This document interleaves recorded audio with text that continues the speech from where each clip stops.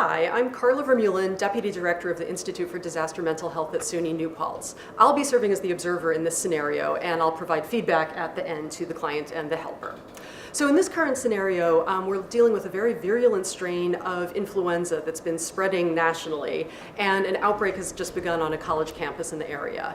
This strain has been particularly dangerous for young, healthy people, and our scene right now takes place in a hospital waiting room. Our helper is actually a hospital social worker who's passing through the area when she sees an anxious-looking woman sitting alone. So the social worker approaches the woman and tries to use some PFA actions to help her out. So let's see how that goes.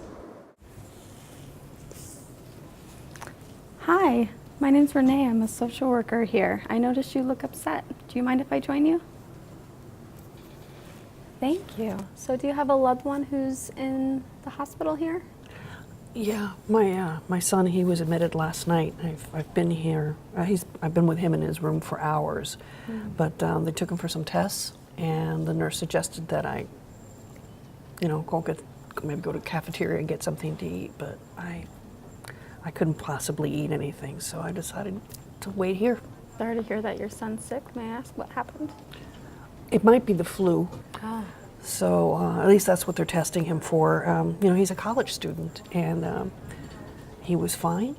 And then yesterday he started feeling really sick and practically fainted.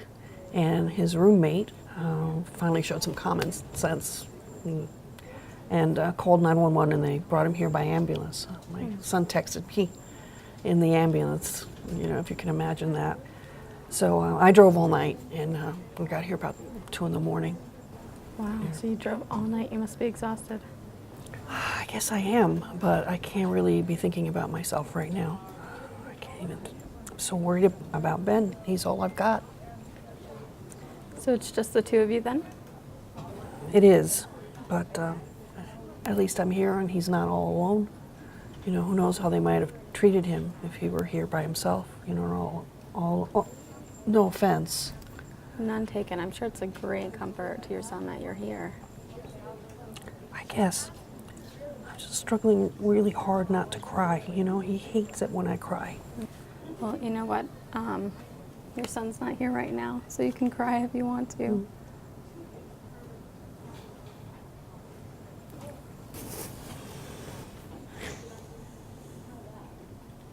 Can I ask you a question? Sure. I know you're not a doctor or a nurse, but they gave me all these papers, but I haven't been able to get the doctor to talk to me yet. It's so frustrating. Do you know anything about this disease? Well, that does sound frustrating. I don't know exactly what's going on with Ben. His medical team will be able to tell you more about that. I'm sure right now they're probably really busy making sure that he gets the best care possible. I do have some information the hospital prepared about the flu that's going around, so you may find it helpful. There's some brochures. It's in brochure form, so it'll be easy for you to digest. Thanks. It's just I heard on the news that for some weird reason this is affecting young people more than older people. How can that be? From what I understand, the flu mutates every year, and so this year it's affecting people mostly with healthy immune systems because it's sending their immune systems into overdrive. So a lot of young and healthy people are getting sick. I guess it kind of makes sense. It's just that Ben's an athlete. He's never been sick. And the college was making the shot available, but, he said he really wasn't necessary. I wanted him to get the shot, but he said it wasn't necessary, and I should have made him get the shot. Ben's a legal adult. You couldn't have made him get it if he didn't want to. But really, a lot of the college students didn't understand the risks. Such an unusual virus that's going on right now. I guess, but if what you're saying is right, then isn't he in a lot of danger? Could be in a lot of danger, even of. I can't even think about that. You're so fortunate that Ben's roommate contacted 911, got Ben here, that he could seek treatment earlier, and he's in the best place right now. Yeah. I mean, that's the first smart thing that kid has done, you know.